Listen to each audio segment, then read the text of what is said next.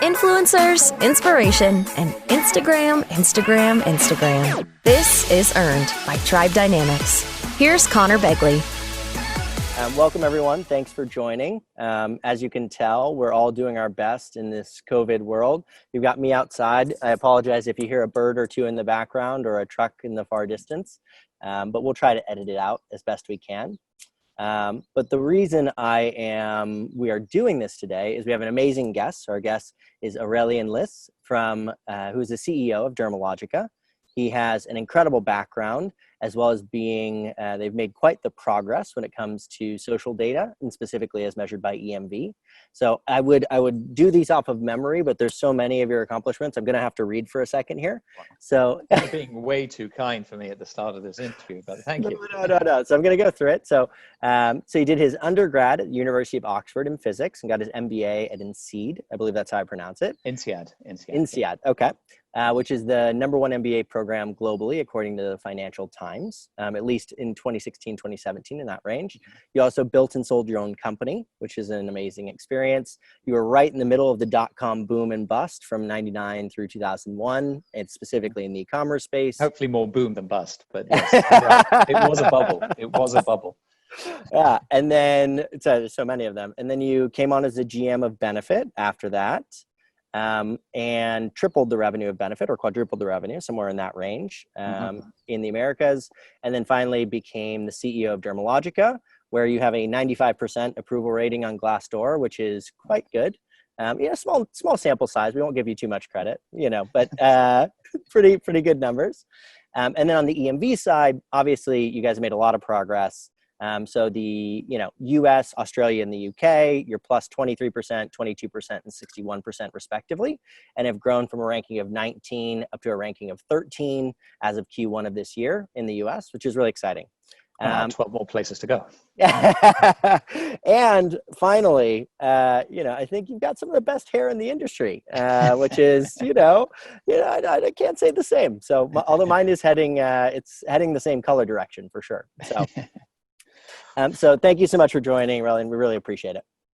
Oh, look, it's a pleasure to be here, and it's been a number of years we've been working with Tribe, and so it's been interesting because you guys have been a good partner on this journey as we try to sort of make sense of a world which is a bit difficult and is rapidly changing. So good to be here. And, obviously, everybody's going through, a lot of changes right now. How are you doing personally? Is everything going all right? Where are you located? Are you in LA right now? Well, you can see from my backdrop, right? I'm actually on SpaceX. I'm talking to you from above there somewhere. I'm in Venice. So, look, we're quite fortunate, in a small house with a small garden and with my family, my wife and 2 young kids, a 2-year-old and a 5-year-old. So we're, but it is a time of sort of rapid change, right? And everybody, I think especially now, we're talking basically a week after the George Floyd murder, and absolutely everybody, there was all this optimism that we were finally going to be able to get out of COVID. And I think for a lot of people in the community and our company and in the that's been shattered, and that together with a really disappointing, just all the hardship that so many people are facing, and then actually having to own up to our own mistakes, all at the same time. I think for the organization's been a lot. Having said that, it's at times like this that I think you stay true to who you are. It's always about the game plan, right? It's sort of like if you have a game plan. Well, as somebody said, everybody's got a game plan to get smacked in the face, but with Mike Tyson. But but if you do have a game plan, if you do know where you're going to go, if you know what you really stand for, then you can sort of look at what's happening around you and say, okay, what am I going to take in? What am I going to adapt? But I'm trying not to do U-turns all the time, and 180-degree turns, and sort of trying to, because that is just bewildering and difficult for everybody, for the family and for the company. So trying to stay on a course which is authentic is really what we're trying to do. And hopefully in some ways we've succeeded and we've done some good things, and some things just haven't worked out, which is fine as well. Yeah, when you say things haven't worked out, what are some of the things that didn't go according to plan? Well, look, I think, there's this idea that like that an entire organization can pivot on a dime, right? And, so yeah, we pivot. And so people, start to do new things, and some of the new things they do are absolutely spectacular. And I'm impressed by the fact that we do them. But sometimes, sometimes in retrospect, you say like, that didn't make sense. So, a small example, but like there was a group of people in the company who, put a lot of effort into getting our live chat to have a video feed so that people could have a live video chat. Not like, sounded like a great idea at COVID, right? Until you actually launch it and realize that, only 3 out of 100 people want to have video on their live chat when they're on a website. So, the things like that where sometimes you make the efforts and it just turns out that, well, that one wasn't the right effort. Sometimes, so I think that would be a good example. Fortunately, there's so many more things that we're celebrating and things that seem to be moving. And usually the progress we make is like in steps, right? It's sort of, especially our response to this whole pandemic, it was very much, first take care of your people. And we did that internally.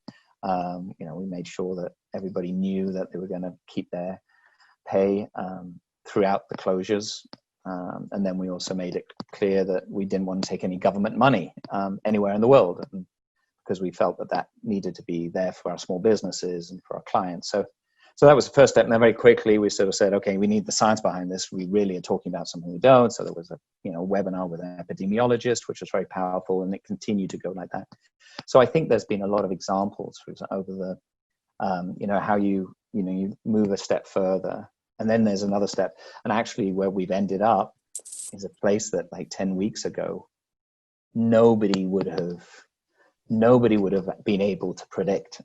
And both from the society, but also as a company, we launched something called Clean Touch certification, which without those first steps happening, we would never have done that. That's basically an enhanced way to stay safe when you're doing treatment.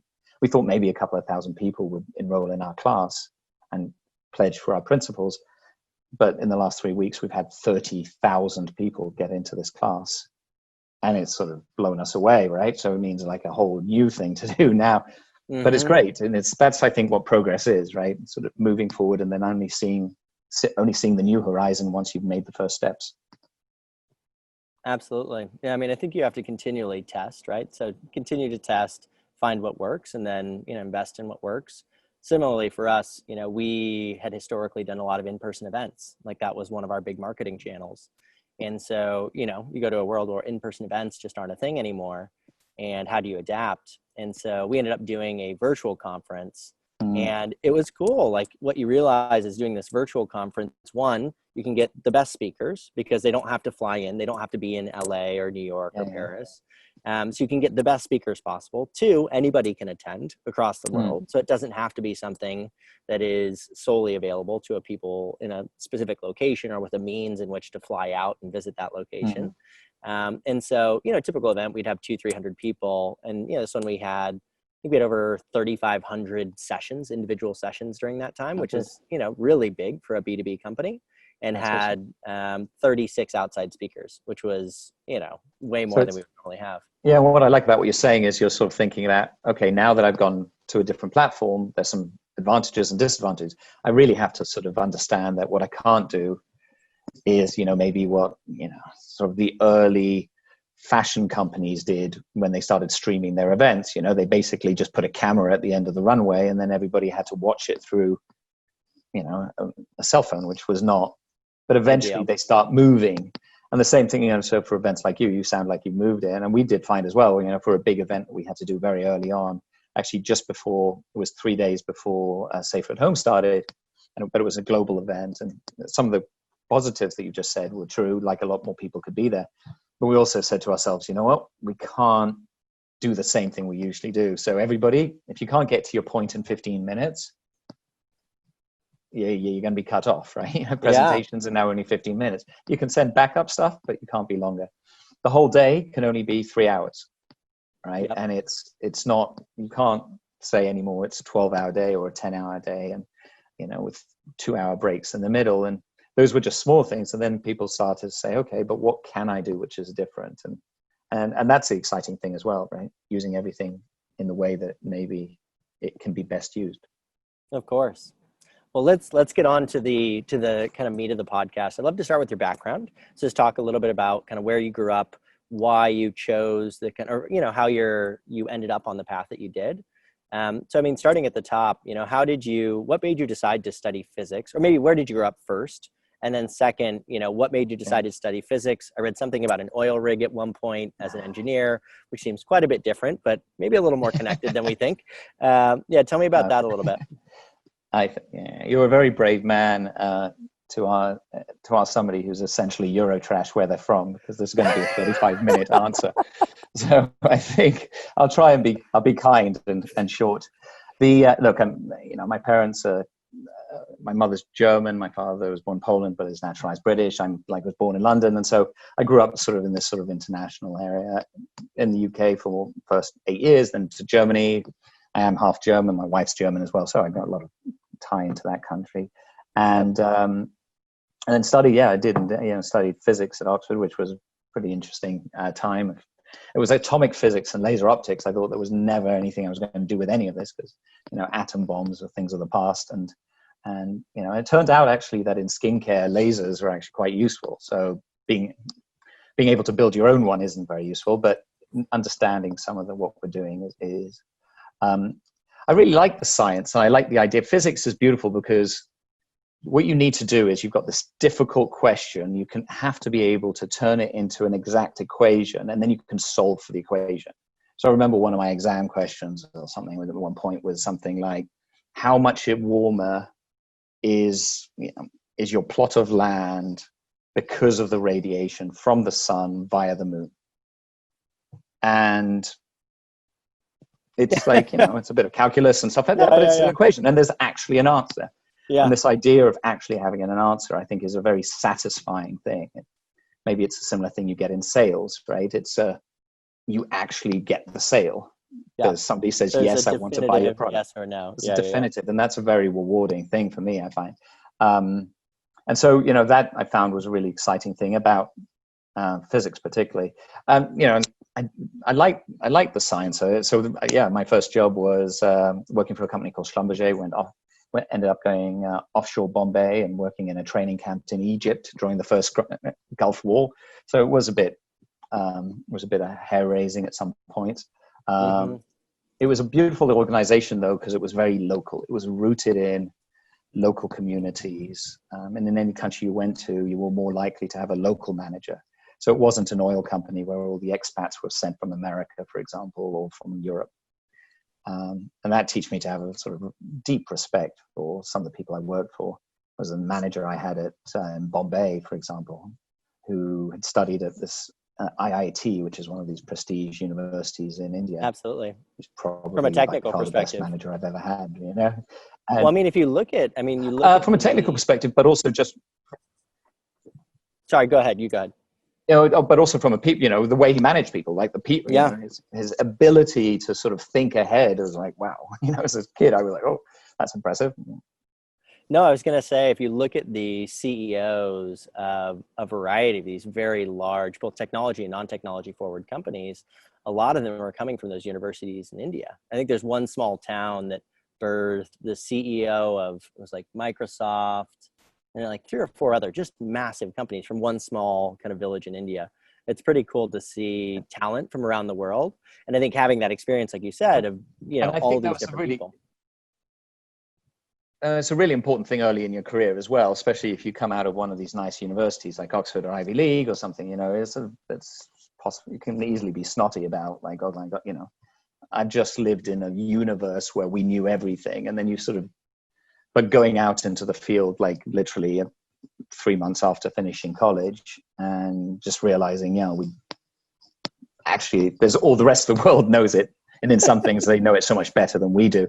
I think it's a humbling thing, and it's important, throughout the career is like through careers and companies. And if you're not humble, actually somebody who was very, very good at this was Jean-Andre Riggio. I don't know, he was now the head of Sephora US, but he was at Benefit.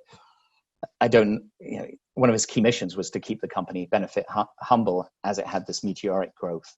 And it was very important. It is, and it's something which is it's probably a success factor that people sometimes underrate. Absolutely. I mean, I think for you, was there, I don't want to focus too much on like something from the very beginning of your career, but like, what was the desire? Was there a desire to really get far away from home? Like, that's a pretty serious jump for someone just in their early 20s.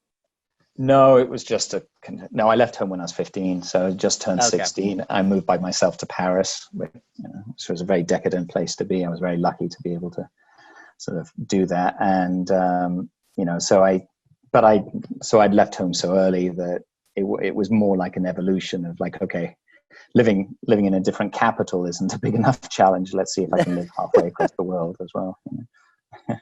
That's really cool. Well, I admire people that are able to make those kinds of decisions at that age in particular. Very cool. And then obviously you went back to INSEAD, right? INSEAD, yeah. INSEAD. Why can't I get that right? So what made you decide to go back and get your MBA? What was the decision-making process there? Yeah, I mean, MBA is a bit a fast way to learn some of the business things, right? Most of the things you would learn in an business MBA, those are things you will pick up in business anyway. So you don't need an MBA by any stretch. Maybe in the field of organizational behavior and in actual pure strategy, there are sort of tools that are hard to pick up in business. But pretty much by and large, you can do it. So it was really a way to sort of fast track that. And, especially when you're coming from a scientific background and you're sort of deciding on, let's move this slightly more mainstream because I am a bit out on the fringes here and wanting to move back. And that was sort of a good step. And it was actually during that time that, I sort of spent a lot of time thinking about, what's fun, right? Where do you want to be? Do you like, where's your passion? And this idea that like, and I realized that in consumer goods, that where people really care about what you sell, it's not true of all consumer goods. But in luxury and in skincare, it's so much about your identity that people actually passionately care about it. And you can tell it, you go to a cocktail party and people will ask you and speak to you about 20 minutes. And very briefly, I was in a business which did fats, oils, and dressings. I had about 25 seconds to sort of explain what I did before people's eyes glazed over and they sort of went to look for the buffet, And so I wanted something that was something, you write, let's say you write a booklet as a marketer or whatever, that somebody actually wants to read that booklet. And that's true. That's true for our brands, right? It's also true for luxury brands. And there's some other areas like that where that's true as well. Apple has that obviously and others.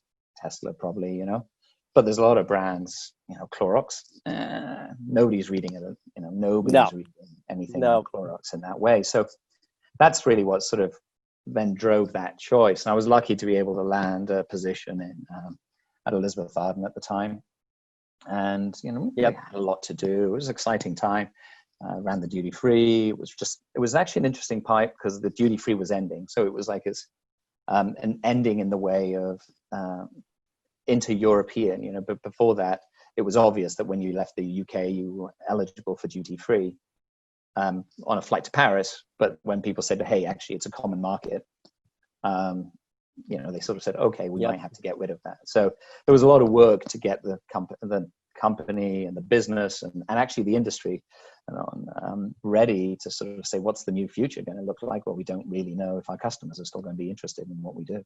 I think, when you are at those, I think that's one of these sort of societal pressures that's led big companies to bring purpose into the realm of what they do, right? Because the only way Arm & Hammer now can connect to people is actually through purpose, right? They actually have to stand for something, start speaking up about it and make sure. And if it's an interesting purpose, actually an authentic and relevant purpose, then maybe people will start communicating and maybe will read the literature on it. And so it's a sort of a strange thing that purpose is, I'm thrilled and I think we're all thrilled that purpose has become so important in businesses and founder-led brands. But there's two reasons that it got there. One of them was that people just, they woke up and before they started the company, they said, I was dreaming about this purpose long before, and that's why I want to create the company to help the purpose. But there's the other one where the company existed and they realized, look, I've got no future unless I get myself a person, which is, maybe a bit cynical. But, in the end, as long as we all come out of it with a good, solid, authentic, caring mission, I honestly don't care how people got there, right?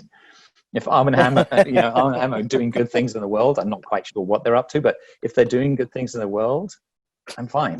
I don't, and I think it's nice that we've been all pushed in this one direction and it's come together a bit. See, I'd always been toying with the idea of coming to the US because it was always a fascinating thing, and now I'm naturalized and, I've got a US passport and all this, and I've been here for 20 years or so.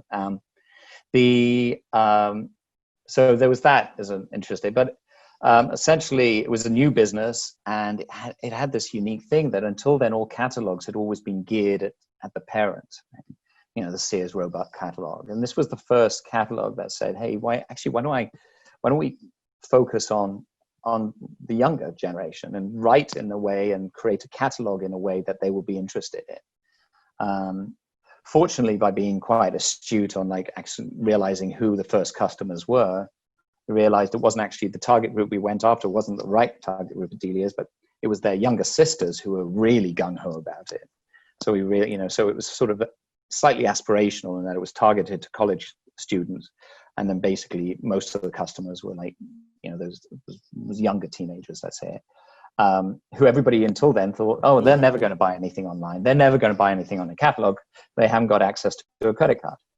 But they were wrong, right? They have total access to their parents' credit card.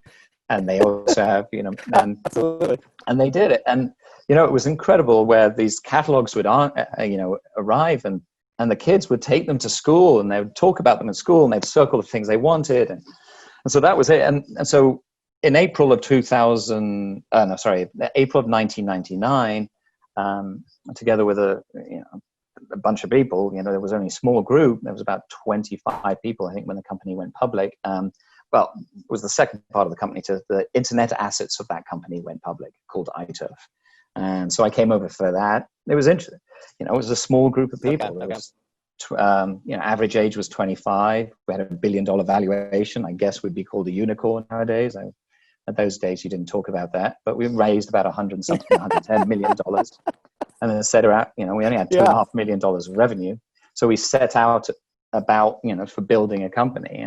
And within 18 months, we had built about $40 million of revenue at that time. So it was good, and sort of my role was as the CEO for commerce and so for all the different websites. And but we also had a media part of the business, which even could have gone further. The thing I have to say about the CEO at the time, Steve Kahn, who I'd known he was a graduate student at Oxford when I was there. He was very, very good at reading the market and realizing that the world was going to change again. So we were dismantling the company and breaking into sections and selling off sections, whilst crazy inventions like pets.com and other boo.com and these other crazy companies that really had no financial reason to exist because they didn't make it. They were still going public, but we were sort of actually at that point selling things off already. And, Prime Media bought some of the business, something like the Spark Notes, which actually is quite fun. That you get at Barnes & Noble was actually created out of the Spark from that business, which was one of our online properties. So, oh, wow. So it went into all these different areas. And but look, a bubble is a bubble, right? Eventually you see it.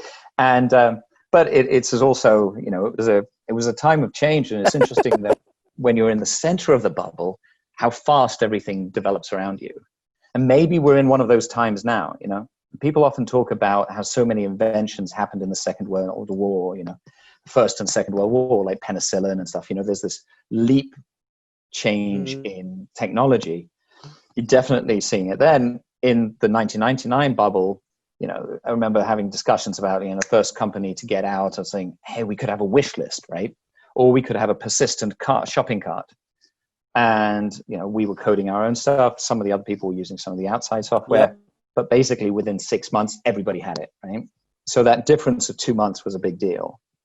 And it felt like, and often you see a lot of that innovation coming. And then basically, towards 2002, 2003, the innovation slowed down. There were still lots of good ideas, but there weren't as many anymore. And then, and so the interesting thing now with COVID is we've just seen a leapfrog of innovation, just for no other reason that, for example, us doing this through Zoom and the variety of video conferencing technologies, they've always been out there, but there's been a massive step up, right, in the way they're being used. That's quite, it's quite an exciting thing to go through. Having said that, I don't need to go through this every few years. So if anybody wants to slow down the world a bit and let us all get a bit of breath again, that would be cool as well. So now let's talk about your entrepreneurial experience a little bit, now that we are reset. So Prescribed Solutions, tell me a little bit about that experience with Dave. What led you to wanting to start your own company? It sounds like that was an ambition potentially for a while. But, what led you to want to start that? Why the customized skincare space? And ultimately you ended up exiting it. I'd love to know what the decision-making process was like there. That'd be great. Well, Prescribed Solutions was a big part, sort of creating a business, as it's a fundamental, it's sort of a life-changing event. I get my wife jokes because I still have, I've still got my sort of photos of about the 12 products we have. They're hanging in the bedroom and the ceiling, and so she's, so it's sort of that close, right? It was my business partner, David May, at that time, I met him. He was doing some consultancy. He wanted me to help him in the consultancy of basically the medical aesthetic market. And sort of we came up, had this beautiful idea about, sort of putting a skincare to go with the procedures. And I sort of, together with him, sort of really developed this idea of this new company. And it had different names. It was called Total Solutions, then Prescribed Solutions. And interestingly, it had two different pushes. Like the first thing was we thought there's a need for a product which goes so well with the aesthetic procedures that are happening in medical offices. And that's the way we really built the line. And secondly, hey, there's actually quite this interesting thing about being able to customize them. So different patients getting different products by the doctors or the nurse sort of changing them. And, once we launched, this is one of those things, we would have betted that the former was what everybody wanted. It turned out that, you couldn't sell anything in that way, no resonance, but everybody was excited about the customization. And it was a very iterative, the first levels of customization were a bit like a dispenser where you put a few drops of this and that into the product. And it was good, but we realized that it was way too complicated, and doctors who are not necessarily, they're not taught exactly what ingredients do, right? That's what cosmetic scientists do and chemists, that they didn't want to do it. So we created these boosters, a bit like Jamba Juice, I think, is the way to think about it. You had a product, it was a small product, you would unscrew the lid, you take a booster, maybe extra firming or extra brightening or acne control, you pour those extra 3 ml in it, put it together, shake it up, and then there was a custom label which went on it and said, this has been created for Mrs. Smith by Dr. Johns, that sort of thing. And use it twice a day. So it was really interesting, and because everybody wants something customized, but the issue is the difficulty of getting something customized turns most people off. Right? You want an expert to make it perfect for you, but if the expert, if they ask you 100 questions in order to get it perfect for you, you're like, you know what, this is too much. Yeah, so it's just not worth it. Yeah, so it's an interesting thing. But the medical industry is where we did. We built over time to about 500 doctors across the country and some of them abroad. But it started small, right? It started small. And what was so unique about that time as well, I think we realized how previously things that were only possible to big companies started to become available to us. Whether it's the software, your QuickBooks is just as good as an ERP system for most companies of that size. But it was also the cosmetic chemists, right? Over the years, the big companies had outsourced all their cosmetic chemists. So I suddenly had access to the same cosmetic chemist that was making some of these prestige, extremely expensive and extremely widely distributed lines. And they could do, I had the same suppliers, the same sort of, this logistics facility was similar as well. The testing lab was the same. So you were basically in this virtual hub where you were sort of accessing all the things that over multiple years big companies has outsourced all that consulting talent, all that production and operational talent. And so it was really quite impressive that, you could operate like a big company when we were only maybe about 15 people. Wow, 15. I hadn't known the headcount numbers already. That's pretty cool that you're able to accomplish that across such a small group. And it was, right at the beginning, it was three of us, right? Yeah, of course. We were two when we first started. So. And I think the kitchen, I was living in a beautiful rented flat at the time in New York, just off Fifth Avenue. And, I'm sure that the kitchen counter still has the X-Acto knife cuts from where we were cutting out the labels. We just basically used a color laser printer, printed on good high waterproof Avery stock, and then just cut it out, because that was not that fundamental to the business, right? It wasn't about packaging. I needed a good label. I could, laid it out in Illustrator and then printed it out and then cut them. And then once we got to bigger runs, that let you get really far, right? And so we launched I think the funding that we did to launch the company was about $100,000 or something. And then once we got there, we started getting customers. We knew it was good. We had repeat customers. One of our early customers was Dr. Patricia Wexler. And Pat Wexler was awesome, right? She's been behind so many big, ranging from Calvin Klein to the Bath and Body Works and all this sort of thing. She's had her own line, and she could read it, and she looked at the ingredients and her eyes lit up, and she loved the concept. And she was one of our biggest supporters. She was, I think, a customer number 2 or 3. And suddenly, she came on, and within a week I had 10 more, right? Because everyone's like, oh, well, Pat Wexler's doing it, I'll do it. So that was like one of these really lucky sort of early breaks that we ended up getting. And so that sort of led to quite a good, a good progression. Yeah, I think luck plays a big role. I think at the same time, you want to make her a repeat customer, not a one-time kind of lucky in the bag customer. So maintaining those relationships over time is pretty critical. And then, obviously you sold the business. I read that was a really hard thing, and but you kind of focused on ensuring that the new owners would take care of the existing staff. And it sounds like it's still around, right? Is that the case? Yeah, they do. They continue to sell. Some of the new innovations actually were things that we had helped put together before we left, and said, hey, look, one day you're going to want to have an innovation. Here's a product. Then we called it No Cream, No Sugar, and it was it's a great an anti-glycation product. All our products had fun names as well, right? Body of Knowledge was this wonderful slimming cream. Bolt of Lightning was our brightening product, for example.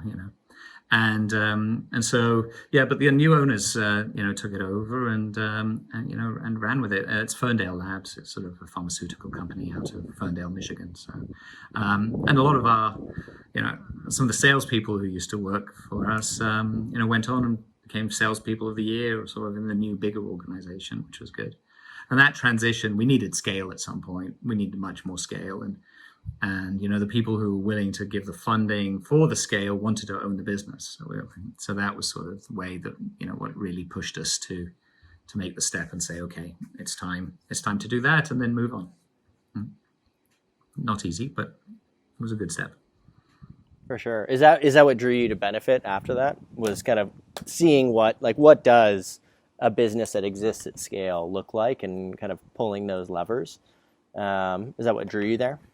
Yeah, I think I didn't really know what I was getting into in Benefit. I think I've been doing my own thing. I've been running it, and I think it was 6 months in, or 6 months after the sales, I found sort of some opportunities found me, I found them, sort of thing, and just the more I looked into it, the more I liked it. There's a quirkiness to Benefit, which is interesting. I always say that the F in Benefit stands for fun, and quite, which was always is good. And there was it was a confusing brand when I got there, I guess. I felt people didn't really know if it was makeup or skincare. It was products for the beautiful product. Dr. Feelgood is a great product that was out at that time, and others. But people were like, okay, I didn't know how to categorize it. And, I think I was lucky, right? So went into, again, you have to, sometimes you can try and make good choices, but you also have to be, the risk you take has to also work in your favor. And, when we started, when the momentum started building at Benefit, I think what I liked is like we had made a couple of risky decisions. We'd shut down a large part of our department store network, for example. It was quite a sweeping thing we did. But then we also said, look, it's time to brand this company. And so particularly for the launch of Their Real mascara, it was the first time we decided that was an opportunity to actually tell people what we were about. And at that time, and it worked. It was like the first time that we could have a different conversation, in that the product wasn't that complex anymore, that you needed to spend all your discussion, or the limited amount of time you had to say something. You didn't have to explain just what the product did. So suddenly we had a product where you could actually talk about more of a feeling, more of something jovial, sort of a wink wink, like They're Real sort of thing. And that was sort of very releasing. And that, very quickly, because of the power we put behind that, the thought we put behind that, that became the number one selling mascara in America. And suddenly nobody questioned anymore whether Benefit was a makeup company.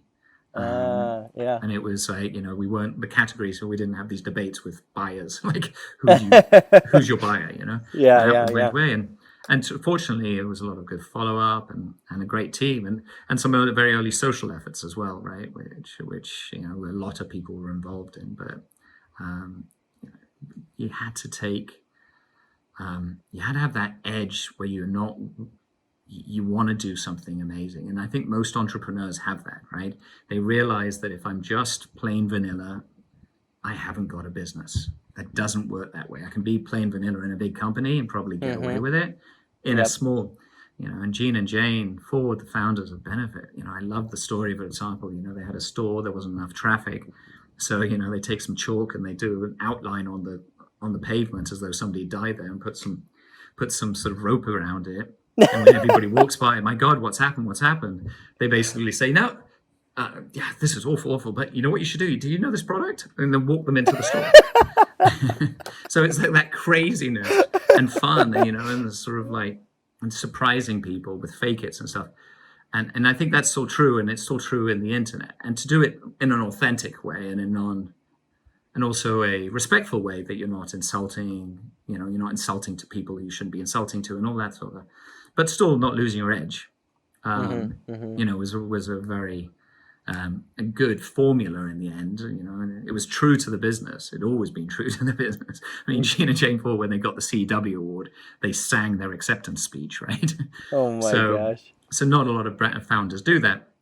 And that was nice. And so, we could run with that, and it resonated, because people, in a sea of blandness on social media that can easily happen, and a sea of Me Too, some things would step out. And well, if you don't stand for anything, then you stand for nothing, right? Like, yeah, and it's and there's danger, right? Because social media is so aggressive. It was at that time as well. I remember sort of working with there was a website called Jezebel. I don't know if it's still around, but it was just like I think so. I know what it is. Yeah, it was just a site for very hurtful comments, and you sort of got in there, and I think what happens to people, a lot of our colleagues, and I worry about this in our teams and social media, that they get, that there's hurtful stuff out there. And every time somebody says something slightly hurtful, or says, oh, I don't like what you're doing, it makes you one step less edgy. It makes you one step less, it rounds you out, right? It takes off that edge by definition. And sometimes you end up losing all your edge. Now, if you know where your edge needs to be, then you can let those you can take it in, and you can sort of make your edge sharper, because you know where you're going. But if you're not careful, it can also dull you. And that balance in social media has been something which has actually been quite hard for the years.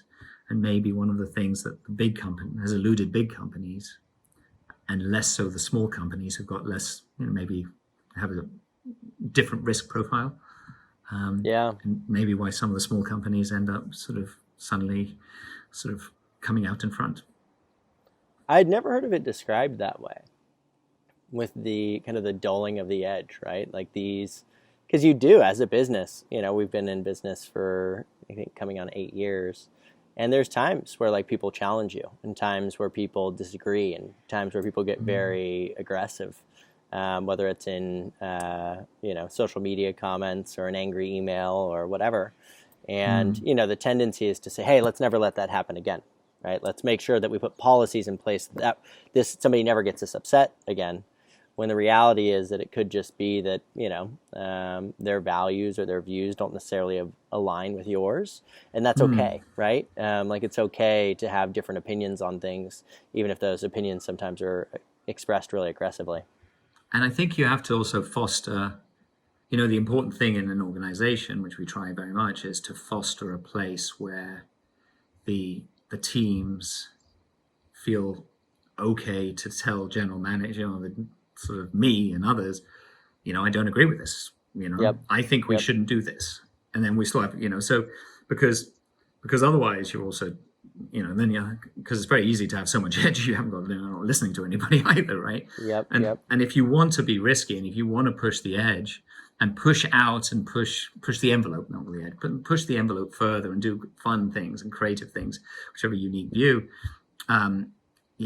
it's really important to have like people around you who can say, this is you might not like to hear this, but there's a pothole over there and they are going to hate you for what you do. Yep. And you're much better off when you've got people who tell you where the potholes are. And, I'm lucky that at Dermalogica we have that. I mean, people talk back to me all the time and it's excellent. I'd say that, a real good example of, maybe an organization which could have done that was, JCPenney under Ron Johnson. Yep. There was such a culture of fear that, from my perspective of what I was seeing at the time, the problem was that, I knew of issues were happening at SIJCP or at JCPenney and warehousing issues, I think before he did, because nobody would tell him. Yeah. Because they'd been color coded because they're going to be depending on when they were going to get fired, right? And so and so this sort of idea of as well of what's an organization has to, if you can't have a discussion at home, and if you lose your temper, and if you can't keep that level-headedness at that, there's no way that you can have a real opinion outside either, because you're not going to be it's just not going to work. And so probably comes also back to this idea. When I came to Dermalogica, one of the big things I said, the average tenure of people working my direct reports was 13 years. Oh, wow. And a lot of those people are still here, which is wonderful. And we've added some new people to the team, but it's like a lot of that. And, the question is, if you've got a lot of seniority, is that good for moving fast, or is that no slow because everybody's risk averse? I think it's actually really good for moving fast, because assuming those people have the right mindset, which obviously is an assumption, which they do, then you can move fast because you know where the potholes are. If you put a total new team, they're all nobody's risk averse, but they also they don't know, trip up they haven't and break run their into legs those. every time.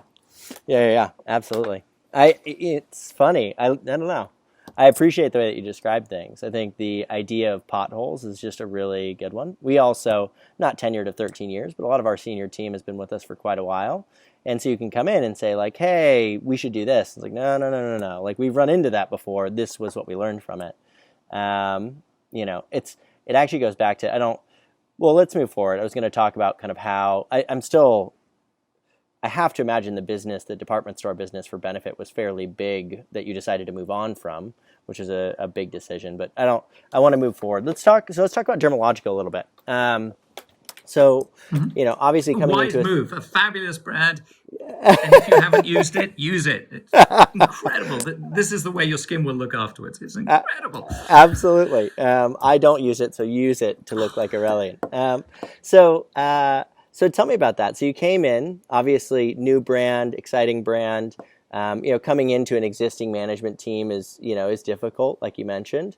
What were some of the initial challenges that you had to come over when you first came in? Like, what were some of the big kind of changes that needed to be made, or maybe it was more just coming in and learning at first? Tell me about that process. What's it like to come in as the CEO of a fairly large established team?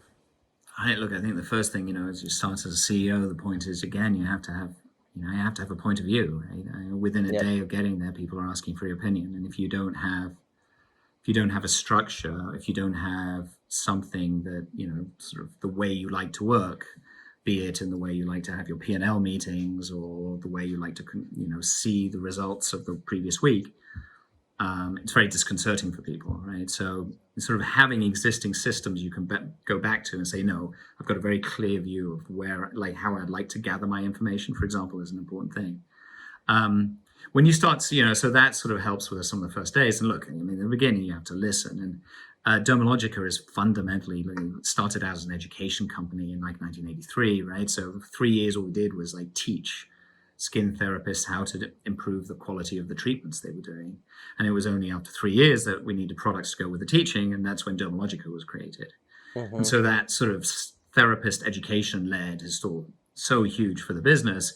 We teach 100,000 therapists a year, and that's a huge commitment in terms of helping people develop the skills so that they can take care of their lives. And that was all very new to me to start with. The professional side of the business also was very new to me, right? The professional side means the back, the products that you supply to somebody, to a therapist, skin therapist, that she uses in the treatment. And, the dynamics of that was different. And, honestly, I made some mistakes, very early. It took me a while to work out which the mistakes were. It's not that easy. I de-emphasized, for example, opening some new accounts, which was not right. I shouldn't have done that. There was, the lifeblood of the professional industry is bringing on new accounts, because it's an industry with natural churn where you lose like 15% of your people on an annual basis due to a variety of reasons, right? They leave the industry, and things like that. So you have to have that blood, and if you sort of throttle it back, you can get into trouble. And so, that was one of the things I sort of had to learn, and sort of hopefully I didn't do too much damage in the time before I realized what was going wrong. But I think, some of the things that I did bring in, which, fortunately worked out, was innovation. Right? There wasn't the pace of innovation. Right? Innovation has always been beautiful at Dermalogica. The 2001 daily microfoliant, still one of my favorite products in the world, right? And something you should be using. Rice powder, it brightens nicely. Use it in the shower. It's pretty simple. That's a beautiful product, for example, and that was there. But the cadence of innovation that people are expecting, we do 4A launches a year, and that was a commitment I think I made with a team together a few months after starting, and the team delivered it. It sort of caused a huge sea change in everybody's effort. But it was interesting that it galvanizes the organization as well, right? Because you need things to keep an organization, like any other biological thing that you've got. There need to be things that keep the clock going. And if you have these big events, these big things that happen on a certain cadence, the business just keeps moving because they know, okay, I've got a deadline there, I need to move. And innovation is really powerful like that. And, the 4A launches we do like that a year, honestly do keep the company growing. And at first it was a global thing, global meaning just the global creation group, but then it became global in the US. And then, by about the fourth innovation or something, we managed to marry it up so the whole world now churns on that same cycle. And it sort of just keeps the momentum, keeps the excitement. And so we're excited about the next town hall and like, what's the product going to be? And we don't always tell everybody in advance. And, we tell them on the day, and then they get it on the day, and they're like, and they go home. And if it's Valentine's Day, then they share it with their partner. Yeah. And maybe their partner, they get some, benefit points there as well. That's cool. And, so that's the sort of thing that, and innovation was about 3%. It's more than 15% at the moment, right? So that is a big difference. And that's 12-month innovation. That's a high number. Yeah, absolutely. That makes sense. I think I like the idea of having kind of a cadence there. Obviously, I think it's pretty consistent across industries. That the phrase that I like. So one of the things that I thought was really interesting in like listening to your different interviews and reading the different articles was kind of the general approach, right? So I think in one of the interviews you said that you, the word you use far too often is to iterate relentlessly, right? Oh, yes. So to continue to change over time. It reminds me a lot of, if you've heard Jeff Bezos's Blue Origin, his step-by-step ferociously, right? Mm-hmm.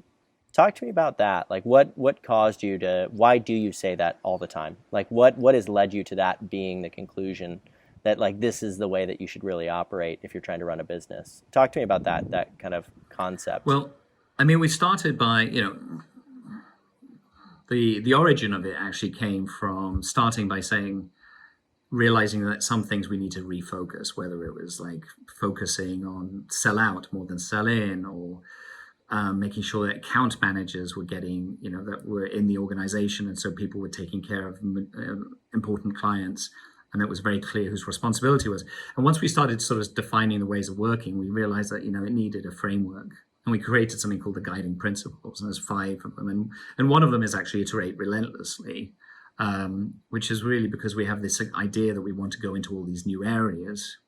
And, we're not going to get it perfect the first time. And and maybe, the minimum viable product sort of ideas or something that some people use, but basically sort of going after that and saying, okay, let me not try and go aim for that massive end solution, which, I'm going to get wrong anyway. And it doesn't happen for 6 months to 12 months. And so in the time it comes about, I haven't learned anything because I've been waiting for the grand reveal.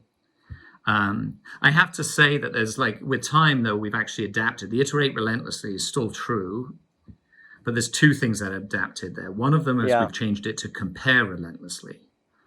Because I was once in a meeting and basically we're talking about something we were doing, and the team had sort of said, well, last season we did this, and this season we're going to do this, and next season we do this. And I'm like, it's like you're just changing from purple to green to blue. It's like, why do you keep changing?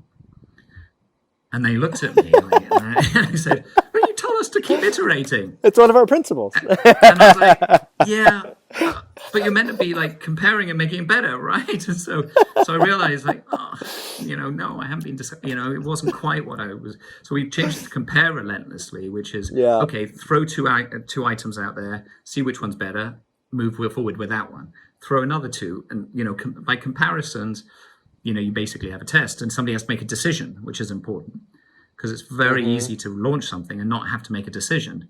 You just put a test out there, and at the end, did it go well? Oh yeah, it went well, and there's no decision because you're not saying is A better than B. Yeah, right. Yeah. So that's something that sort of changed with time. The other thing that we change sometimes is actually that before you start iterating relentlessly, you sometimes have to test to make sure that your hypothesis of what you're just about to embark on is the right one. And it's sometimes called prototyping, is what we call it. There's a book actually about prototyping out as well. We worked with some Stanford people to sort of help us to do it, but basically faking it. So you fake things. And so a lot more now, a good example was we were deciding, very small, biolumin C, wonderful vitamin C, another core product that you should be using on your daily regimen, Conor. But so we have vitamin C, biolumin C, in a 1 ounce. It's doing exceptionally well, more than our expectations. And we're like, okay, do we need a 2 ounce size?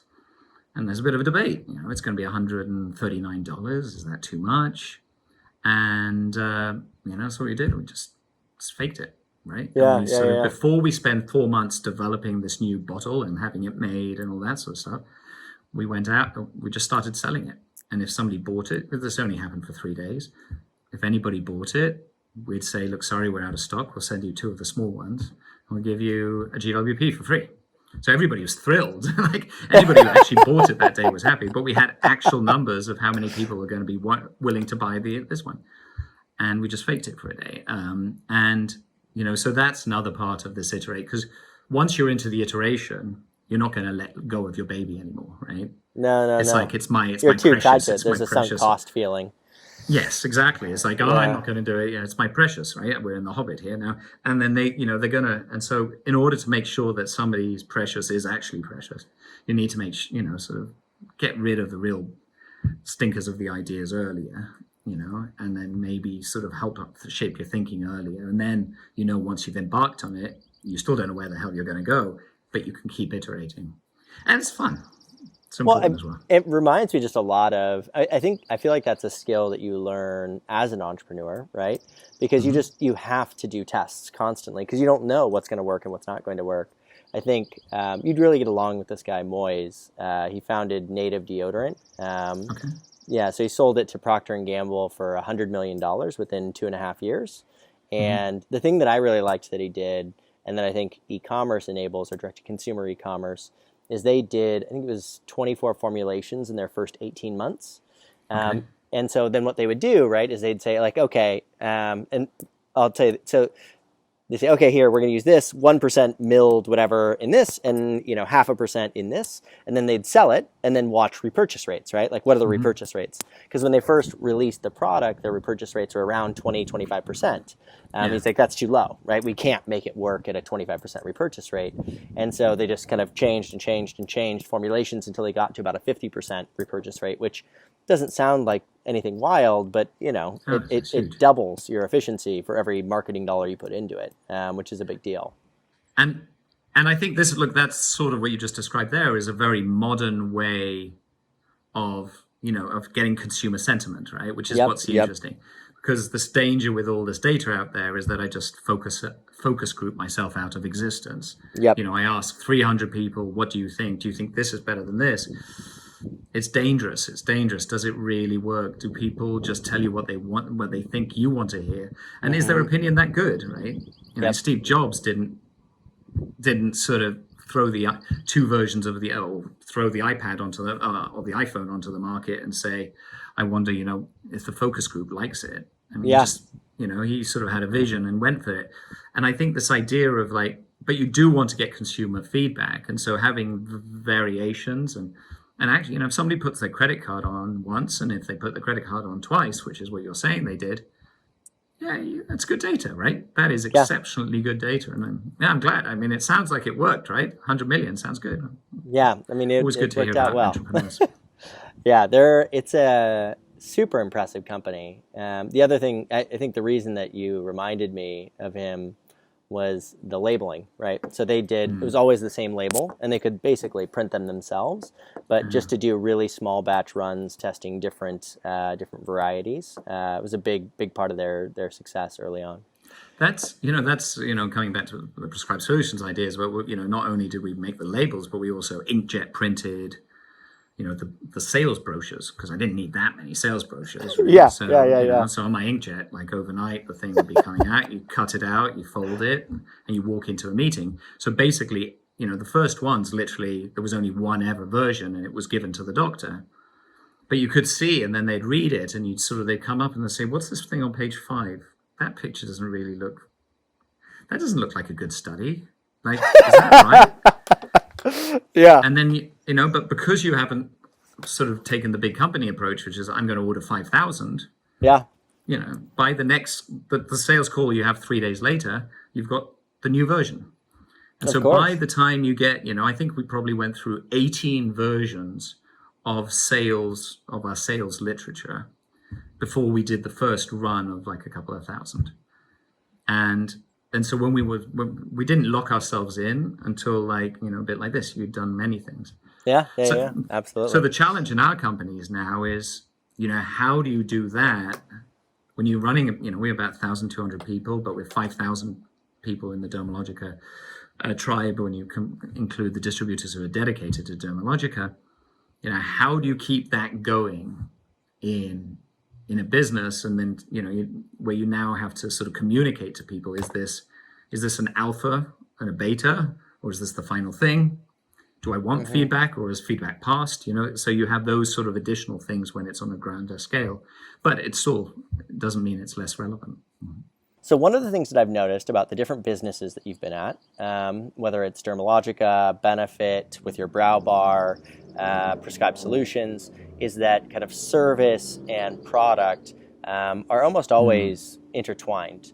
And I noticed earlier in one of the interviews you said that loyalty is much higher when somebody has both service and product connected to a company.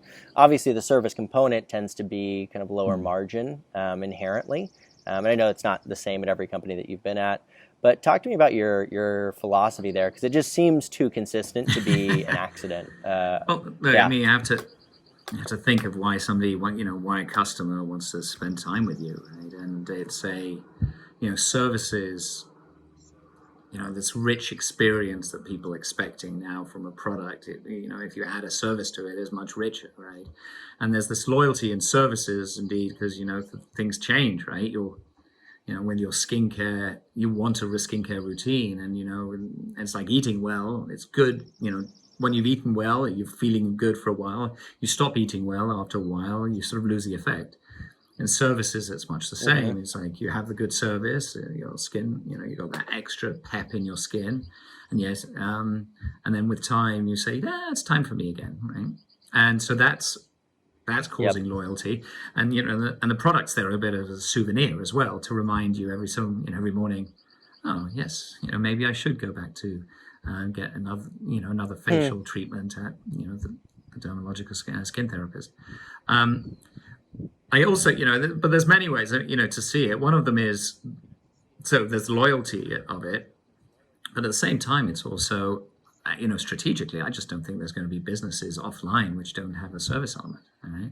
And we've been saying this, I think, at the Women's Wear Daily conference a few years ago already, that that without services, like, offline's dead. It's just a mediocre version of online.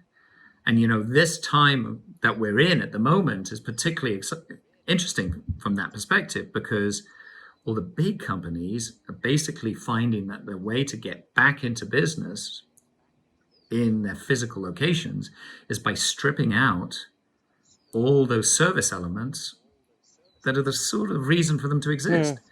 And I get it, because their businesses are so substantial, and you have to take care of the base before you can do the frills, so to speak. If I had a hotel and a massage spa in it, I'd be more concerned about getting my beds open before I'm thinking about what do I need to do to make the massage safe, right? And much that same way, but they're pulling this out. And whether you start to talk about service in terms of client, human connection in client interaction of what you need, or whether you're talking about it in terms of an actual facial treatment where somebody touches you, that's what people are coming for, and people are longing that touch. And after, safer at home, people, that human connection, it's a biological reason and thing that we are looking for and needing. And so, as I think of the different parts of our business, there needs to be human connection in everything, whether it's digital or online, online, offline, wherever. But yeah, of course, there's this physical service is such a rich thing that people want. That's why we gravitate to it. And yes, Benefit did browse. The Dermalogica Pro Skin 30s, the peels you can get are absolutely spectacular. The education you get whilst you're getting a service, is second to none. And so you can feel that somebody's taking care and advising you at the same time. And so for me, at this point, I'd say about 75 to 80% of my time is actually dealing with how we can get our 20,000 professional skincare therapist salons back working, right? This is huge. It's existential for them. Yep. It's like, because everybody's like, governments are scared, rightly so.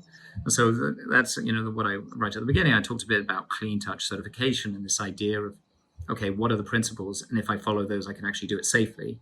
So like actively saying, okay, pre-screen the right people, make sure that people are really high risk groups don't come in, make sure everybody has a mask. That when you have the treatment and one person takes off the mask because they're having a facial treatment, the other person has a mask and a shield and a clean apron and no more blankets. And, this is the way what we do to testers. This is what we do when we wash our hands 15 to 30 times an hour. And so with all of that is what we've been focused on. And we've actually just brought out a bunch of products to go with it as well. So, as far as I know, we brought out the first face and body sanitizer, which is a product that we sell to professionals, that they can spray before they touch the body or the face, much the way you would use a hand sanitizer as a substitute if you don't have a sink, right? We always prefer sinks, but so it's an interesting, this whole industry. It's like the service, services are something I think that are only going to become more important. They've had a bit of a setback in COVID. There's no doubt. There's like the number of people. What's really exciting for me is that the people who are pushing forward in services are no longer the big boxes, but they are the small players. And so this could actually lead to a resurgence of the local community, a resurgence of the local high street, of the small employee-owned business and small chains. And that's really exciting for me, because it tends to mean that the future is not going to be one of, these big driving down an avenue and you don't know if you're in Cleveland or in San Antonio, but going down a street where there's a personal touch and it's exciting and it's more fun and it's more real and it's more human. So, so the service area really does that. That's where you get it from. As you can tell, I'm a bit passionate. That's probably why I keep doing it. I know. It's great. It's just funny. It's really interesting on my end, doing these podcasts and really diving into an individual in a way that, I don't think you could have done 10 years ago, just because there's so much information now available online. And then getting to ask the real questions, right? Like I'm like, this seems like a pattern here. Is this a real pattern? Like, am I imagining something? I think to your point on the small businesses, one of the things I was amazed with is there's a company I'm connected with, or a company that I know, that's got different lines of business. So they've got their kind of small boutique business, they've got their department store business, and they've got, e-commerce. And what was interesting was obviously the department store business is down 40, 50%, right, or more. But the boutique business is actually up, 5% year over year. And it's like, what? Like, how is that possible? And it's like, well, these small business owners are doing whatever they need to, right? They're going to drive the products to somebody's house. They're going to do the service. They're going to go the extra mile to make sure that they're really, really clean. So and they're friends with these people so that they're more comfortable kind of coming into their homes to do and, feel safe to do these kinds of treatments. It was just really those cool numbers to see. that you're quoting are actually, I was seeing as well. I mean, overall, our business, did take sort of a real kick in the shins from, COVID and this whole shutdowns, right? Yep. Major. But, when you see, and overall, we're really happy that we're growing versus like May was growth over last year. And so we were galloping ahead. Now we're growing ahead, but, we'll get it back. But it is when you analyze it, in the professional industry, it's the owner operators who continue to buy, because they're not, they're not willing to give it up. And we've given them tools like virtual consultation, which then, we've upped the affiliate margin so that they can sell through our website and get a very good, healthy commission. And we've done all these sort of things to help them. But in the end, it wasn't us, it was them. They did it. And they continue, and they got that impulse, and it is good to see. And something we really have to support. And, as we sort of think again about George Floyd and all, what's happening and all the looting that's happening, one of the things we've been talking about today is how can we again support these PSTs who've had their stores or their locations damaged by looters, and in the same way that we supported PSTs who had their locations damaged by floods in Houston a few years ago. So we need to do things like that, because it really is something that we want to see, prosper. And I think everybody will be happier. When we're all doing services again, the world will be a happier place. That's my prediction, right? For sure. So let's talk really quickly about the kind of influencer space. I know that we're running short on time, but still wanted to answer those questions. So I think you made a decision to kind of put some priority behind that a few years ago when we first met. And obviously we've seen it reflected in terms of the results, right? So kind of continuing to move up the list over time. What was the decision making there? Like, what made you decide to invest in the space, and maybe describe a little bit about your approach and how you think about it? I mean, the question is, where do people find out about what you're doing, right? And so it seemed quite obvious that, these areas of, working with influencers and, is an area that is just, they're influencing a lot of people.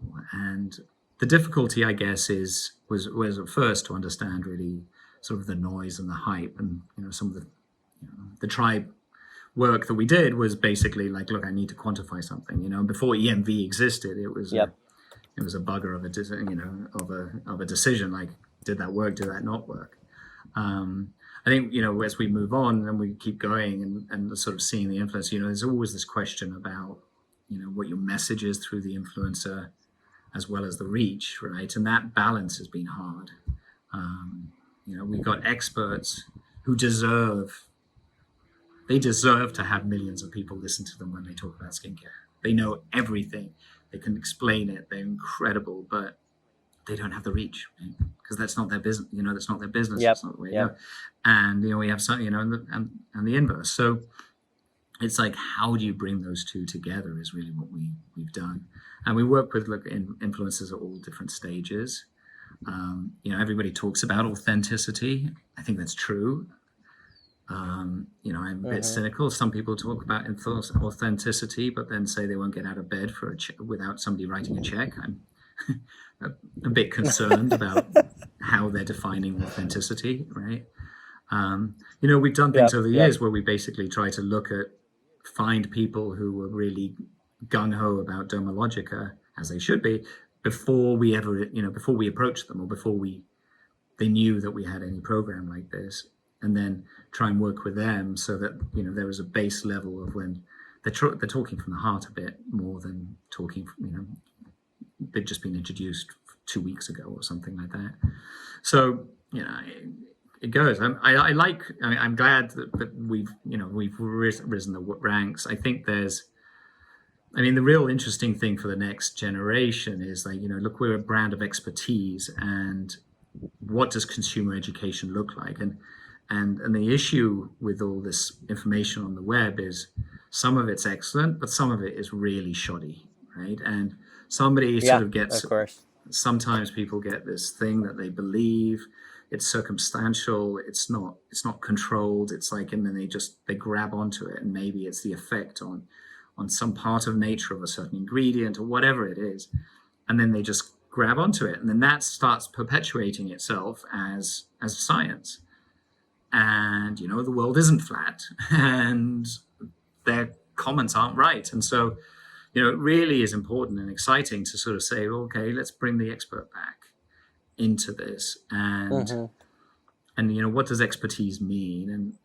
And somebody does treatments on your skin and touches your skin knows more about what you really need, what really works, than a lot of people who speak on a lot of podiums. And so this, I think for me, the interesting thing is what we're doing now is that we've always taught how to do a treatment, right, to therapists. That's since 1983. But we're actually, in some of our digital platforms and with some of the influencers, we're trying to teach them to understand how to do a treatment.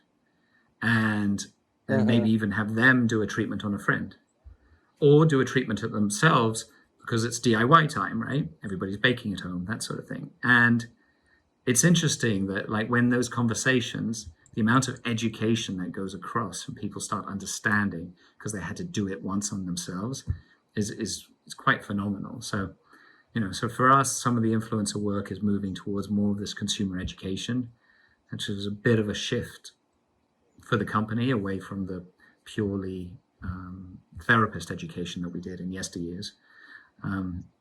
But it's a changing landscape.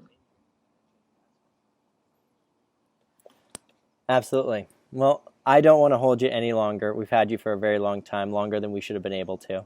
So, but I want to thank you again for taking the time out, and thank Dermalogica as a team for helping to coordinate, as well as, for lending your time during a time when there is a lot going on, whether it's George Floyd or COVID, a particularly difficult time for a lot of people. So I really appreciate you taking the time out to help out the listeners, and for taking the time to chat. Thank you, Conor. I'm humbled that you would spend an hour and a half talking about things my thoughts. So I really appreciate it. Look, you and your team have also done a lot for us. So I'm glad to be able to give back just a small.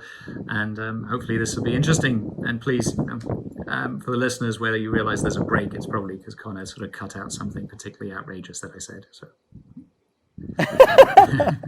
No. Those are the best things. All right. Have a great rest of your day. Hit subscribe now. Earned by Tribe Dynamics. Tribe Dynamics unlocks your social media influencer community.